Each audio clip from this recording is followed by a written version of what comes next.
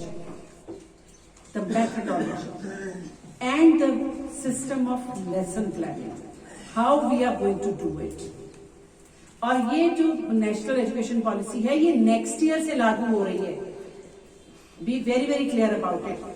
इस साल आप ये प्रोजेक्ट वर्क अभी से शुरू कर दीजिए सो दैट नेक्स्ट ईयर आपको ज्यादा चेंजेस ना करने पड़े. ठीक है. तो ये फर्स्ट स्लाइड जो हम आपको दिखा रहे हैं ये लेसन प्लानिंग के लिए है कि आपको लेसन प्लानिंग किस बेस पे करनी है, क्या पेडागोजी रहेगी आपकी पढ़ाने के लिए in new education policy. So have you heard about Bloom, Mr. Bloom? So these are the 6 ladders.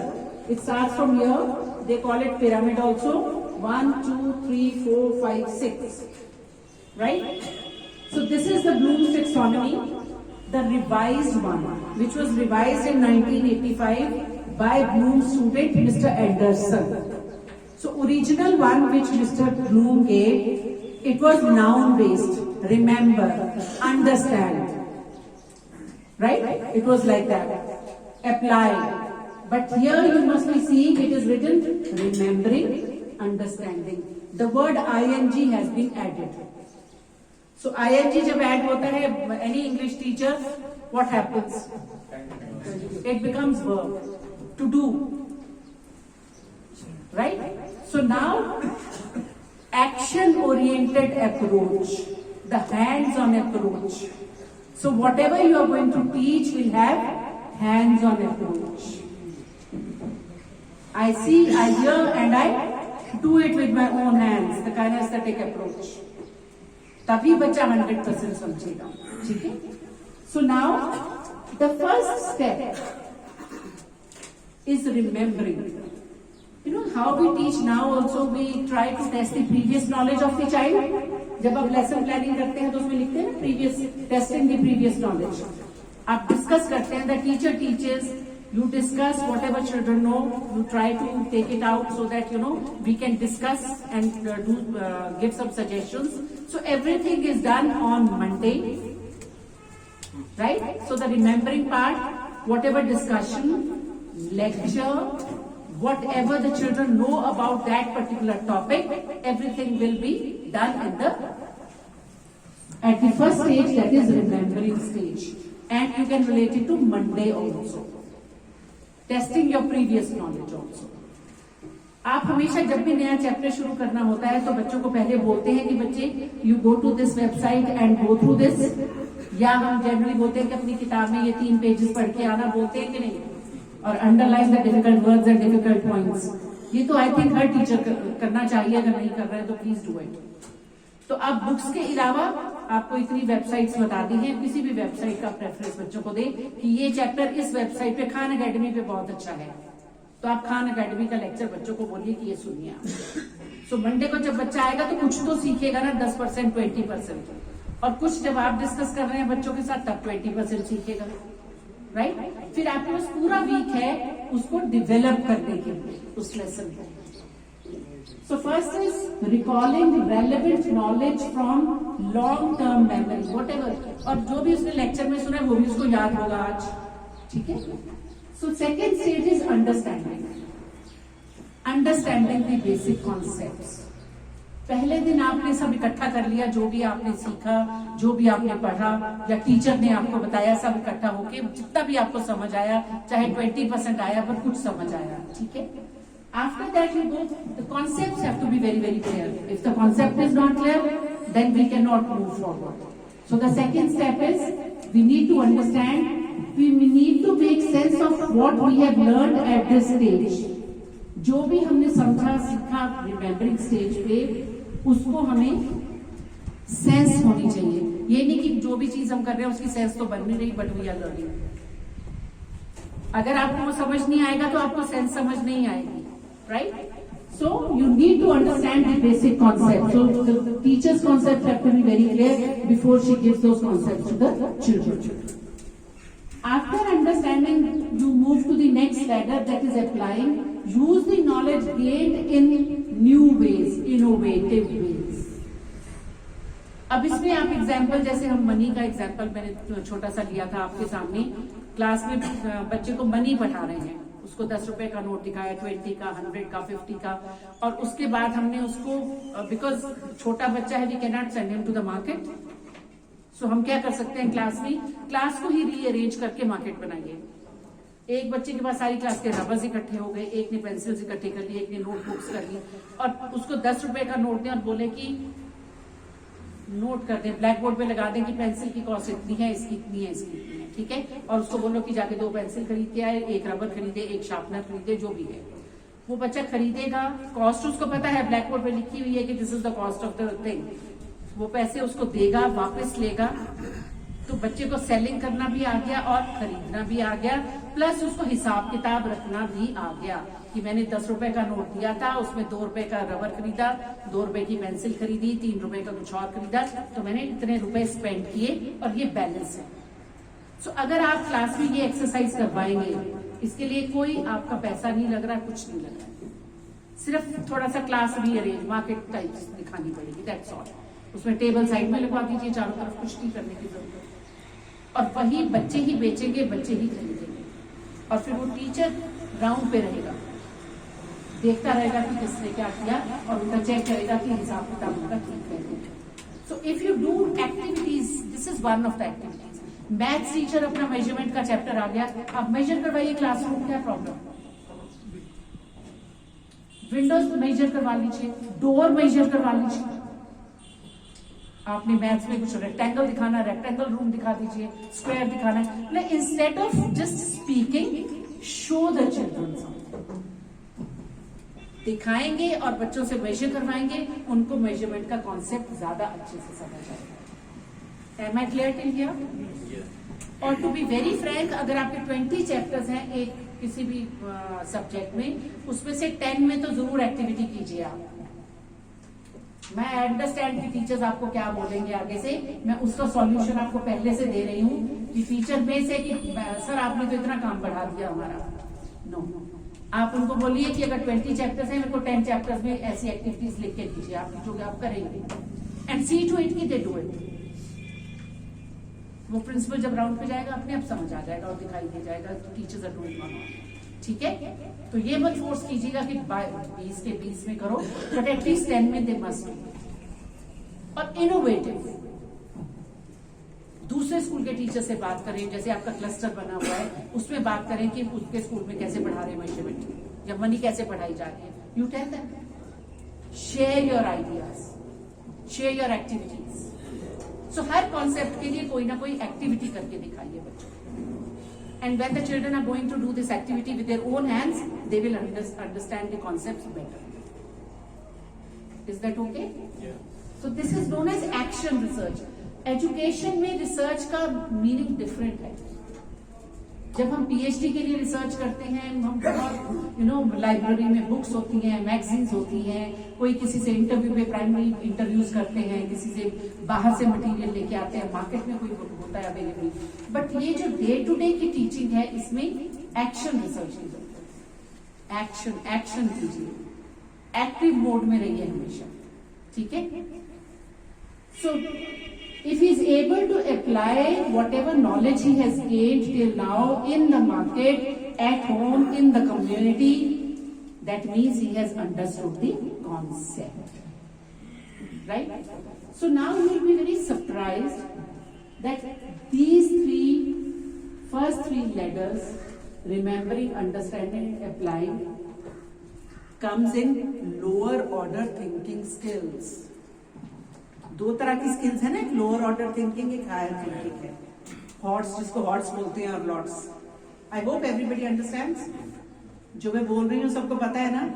Okay, so they are LOTS, 1 2 3। Why they are LOTS? Because these 3 ladders are to be completed and it is understood that everybody has to do it. Each, चाहे वो weak student है पढ़ाई में, चाहे average है, कुछ भी है, उसको कम से कम पैसा खर्चना तो मार्केट में आना ही चाहिए कि नहीं? मतलब ये हर आदमी से एक्सपेक्टेड है। अगर मेजरमेंट है तो उसको इतना तो नापना आना चाहिए, भैया ये 12 इंच का फुट्टा है और इसको ऐसे नापना है कि इतना 3 इंच है, इतना जो बेसिक नॉलेज है वो तो हर आदमी को होनी ही चाहिए। Am I clear? So that means first three, that is what we expect कि मेरे क्लास के 40 बच्चे हैं तो 40 बच्चों को ये 3 चीजें तो आनी ही चाहिए, और जब तक नहीं आई हैं उनको पीछे पड़े रहो बच्चों के। Now we move from applying, जो आदमी अप्लाई कर लेता है मार्केट में वो थोड़ा सा और एक्टिव हो जाता है, और फिर he starts critically analyzing everything, breaking the concepts into parts and understand how each part is related to one another.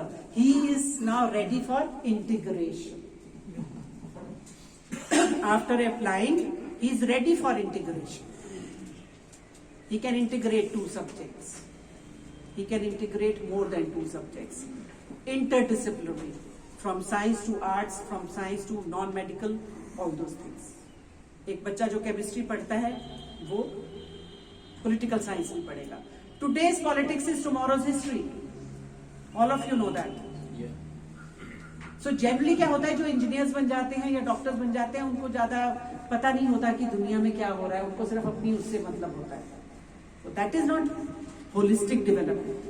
Holistic development is when you know what is happening around you, what is new in the market, what is new happening in the world, what is new happening in Anantnag. जब तक आपको ये इन चीजों के आप aware नहीं रहेंगे तब तक आप पैसिव रहेंगे, सोए रहेंगे. So critically analyzing I have explained in detail, so this will apply here. Then after that evaluating. What is evaluating? You always evaluate the test. जो बच्चों से आप पेपर लेते हैं उसको क्या करते हैं आप नॉर्मल लैंग्वेज में चेकिंग कह देते हैं, but that is evaluation. Evaluation करते हैं ना पेपर्स का बच्चों का. So that concept is used here. Making judgments based on a set of guidelines. For marking the question paper you have a marking scheme. All of you have. The principals are writing the ACRs, annual confidential reports. Are you writing? So what is that? That is also judgment. You are evaluating your teachers, right? So that evaluation skill has to be there. अगर evaluation skill नहीं है आप में, supposing आप ACR ही भर रहे हैं teachers का, उस टीचर ने आपको साल में एक बार कभी जवाब दे दिया या कोई प्रॉब्लम हो गया तो आपने उसके ACR में लिख दिया. आपने इवेल्युएट उस टीचर को उस एक इंसिडेंस पे कर दिया. सारा साल उसने बहुत अच्छा काम किया उस टीचर ने, उसके बच्चे उससे बहुत खुश हैं, पेरेंट्स भी बहुत खुश हैं और रिजल्ट्स भी बहुत अच्छे आ रहे हैं, पर आपको सिर्फ ये याद रहा कि ही डज नॉट ओबे, या उसने कभी एक कुछ हो गया होगा. सो आपने उस एक इंसिडेंस के बेस पे उसका इवेल्युएट कर दिया. But evaluation has to be 360 degree. 360 degree means evaluation by the parents, evaluation by the students, evaluation by principal, evaluation by the administration. 360 degree means everybody has to evaluate. So evaluation, I hope it is clear. Yes or no? Yes. So then we move from evaluating. Once you have the skill of evaluating, evaluation is not easy.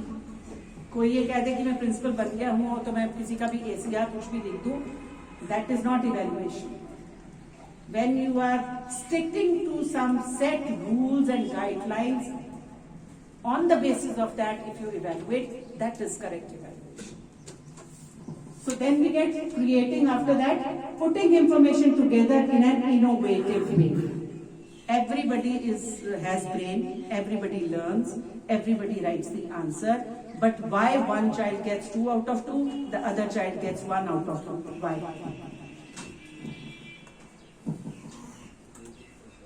हर बच्चा पढ़ रहा है, सब बच्चे learn करते हैं, even week students भी learn करते हैं, मेहनत करते हैं. बट जब एग्जाम में वो लिखते हैं तो एक बच्चे को उसमें से 2 में से 1 नंबर देते हो आप, और एक को 2 आउट ऑफ 2 देते हो. क्यों? दोनों बच्चों ने 2 पॉइंट्स लिखे हैं. The expression and his sense of writing, you know, the priority basis. अगर 10 पॉइंट्स हैं उसमें से कौन से प्रायोरिटी पॉइंट्स हैं, वो बच्चा इवेल्युएट कर पा रहा है वो चीज, और वही 2 पॉइंट्स लिख रहा है. और दूसरा जो बच्चा है वो लास्ट के जो 9-10 पॉइंट जो ज्यादा इंपॉर्टेंट नहीं है वो लिख रहा है. right? So on his expression, how he writes. So on the basis of that only you will give marks. कि उसको पता है कि उसकी क्या priorities हैं, which are the most important points. He should write those, right? And you have the marking scheme also. On the basis of that also you do the evaluation. So all these things are very important, and these kind of skills are required to be imbibed by the individuals, by the students, by the teachers, by the principal, and by the administration also, everybody. Is that clear to everyone? Now, these three skills, analyzing, evaluating, and creating, come under the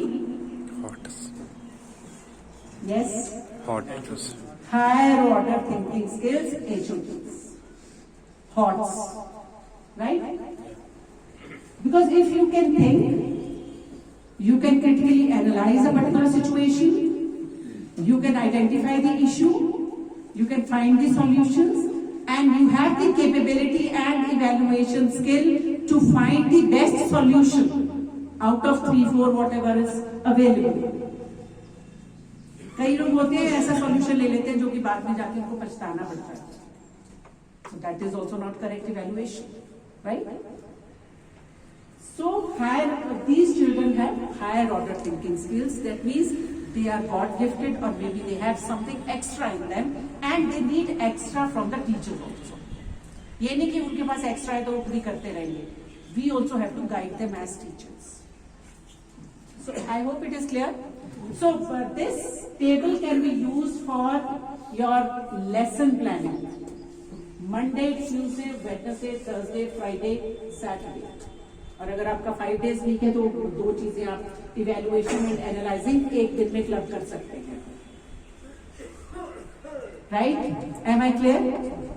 आपका 5 days week है? 6 days. 6 days है तो फिर तो 6 days आपके पूरे हो गए.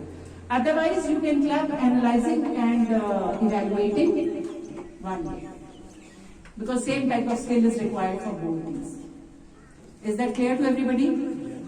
अब आप मंडे को ये करेंगे क्लास में लेसन प्लान. जब आप लेसन प्लान करते हैं तो उसमें आपके लर्निंग ऑब्जेक्टिव जरूर लिखे होने चाहिए कि if I am teaching this particular subject topic, then what are the learning objectives, why I am teaching them, students का क्या लर्निंग ऑब्जेक्टिव, क्या समझ आना चाहिए बच्चों को, वो टीचर के दिमाग में बिल्कुल क्लियर होना चाहिए और लिखा हुआ होना चाहिए लेसन प्लान में. और बाद में वो लिखे उसमें कि learning outcomes, yes, out of 40 children 40 have understood these concepts. और अगर नहीं समझ आए तो you have to explain it again. Is that clear to everyone? Give at least 1 week for 1 chapter. Now creating में आप बच्चों को क्या कर सकते हैं बताइए? You have any idea? क्या क्रिएट करेंगे बच्चे? एक लेसन, कोई भी लेसन ले लीजिए आप, उसमें क्या क्रिएट करेंगे, क्या कर सकते हैं? सोशल साइंस में जैसे आपका डेमोक्रेसी का चैप्टर है या मास मीडिया का है, बच्चे न्यूज़पेपर क्रिएट कर सकते हैं.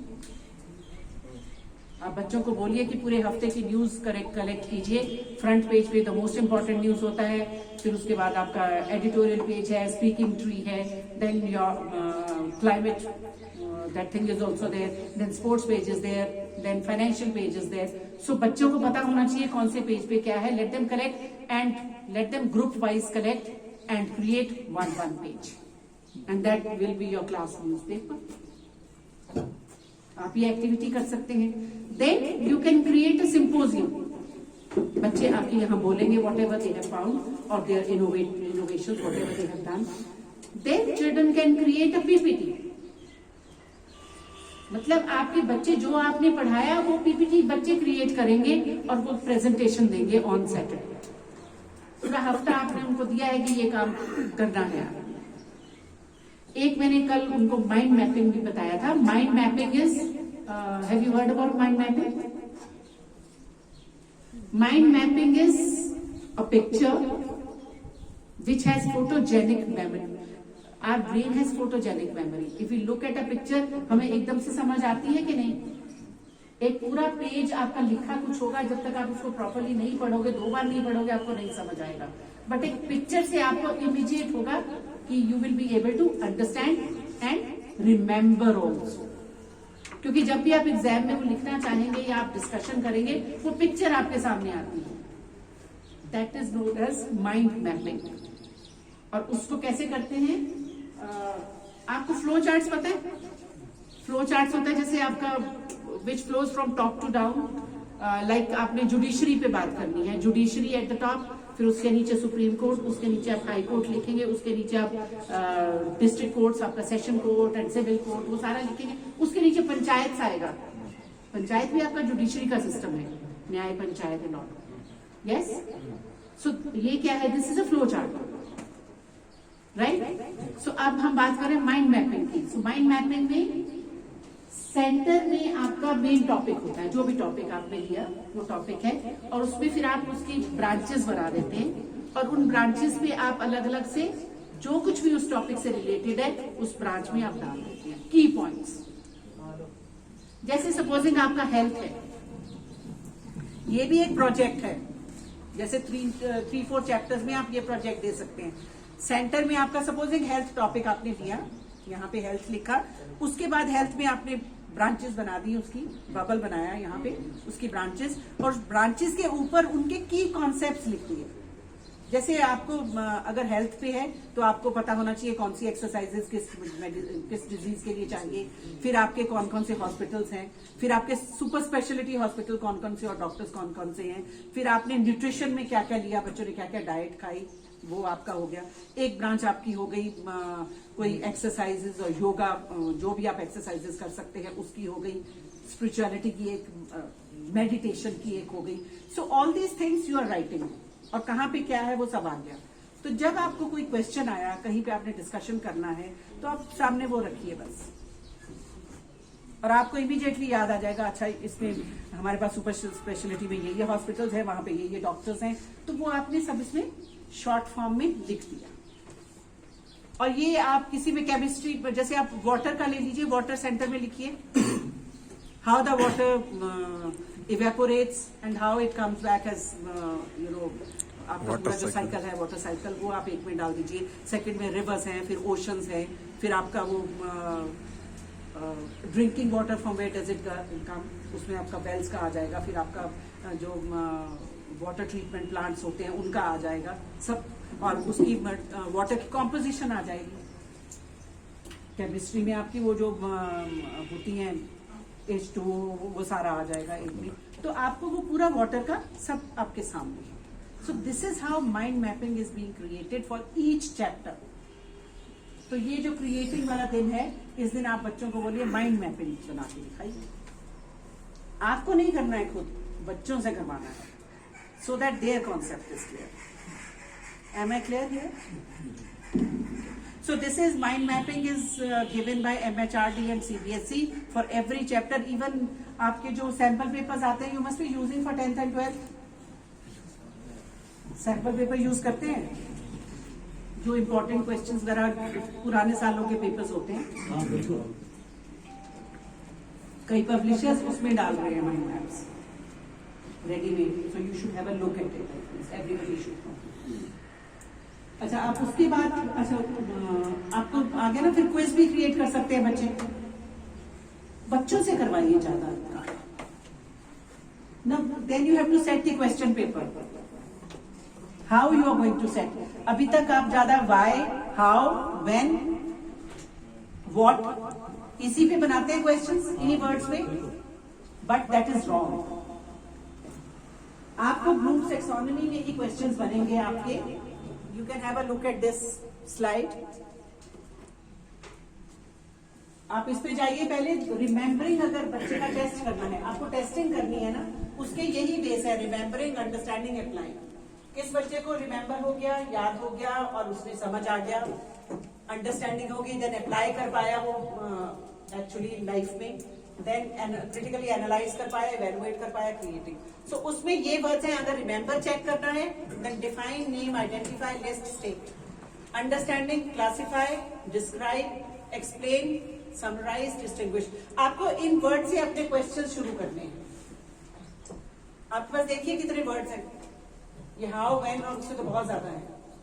देन अगर आपको अप्लाइंग चेक करनी है, change, discover, modify, predict, solve. Analysing में आपको compare and contrast, criticise, examine. Evaluating में appraisals, argue, assess, relate, value. Creating में आपको arrange, categorise, compose, design and develop. They are going to give you a statement, you have to develop it. Develop this statement, develop this idea. How you are going to develop it. So give questions like this. अब वो project इसमें शायद mind mapping की कोई slide है मेरे पास, बाद में देखती हूँ, पहले ये कर देते हैं प्रोजेक्ट।